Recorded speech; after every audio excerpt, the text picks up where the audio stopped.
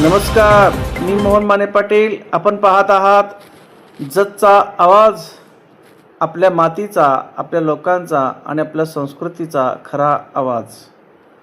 उन्हाळ्याच्या कडक उन्हात जेव्हा बहुतेक झाडे कोमेजलेली दिसतात, तेव्हा एक झाड मात्र लाल भडक फुलांनी बहरून निसर्गाला रंगाची उधळण करून जाते, ते म्हणजे गुलमोहर. ग्रामीण भागातील अनेक मुले या सुंदर फुलांना प्रेमाने राजाराणीची फुले म्हणतात.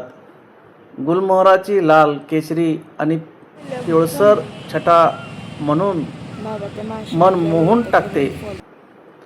रस्त्याच्या दोन्ही बाजूनी उभे असलेले गुलमोहराचे वृक्ष आणि त्यावर फुललेली लाल भडक फुले पाहताना मन प्रसन्न होते.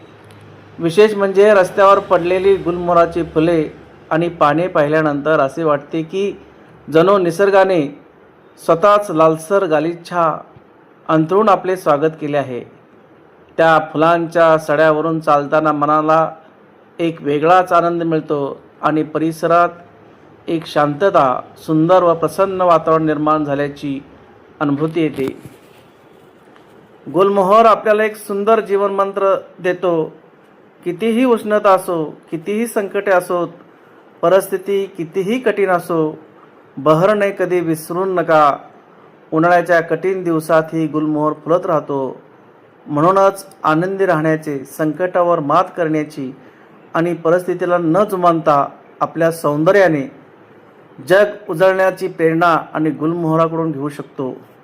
गुलमोहराचे वैज्ञानिक नाव डेलॉक्सोनिक्स रेग्ना हे असून हे झाड मूळचे मादागास्कर देशातील आहे. मात्र आज भारतातील गावागावात, शाळांच्या परिसरात आणि रस्त्याच्या कडेला ते मोठ्या प्रमाणात दिसून येते. लाल भडक फुलांनी सजलेला गुलमोहर जेव्हा वाऱ्याच्या झुळकीसोबत डोलतो, तेव्हा मनाला एक वेगळाच आनंद आणि प्रसन्नता मिळते.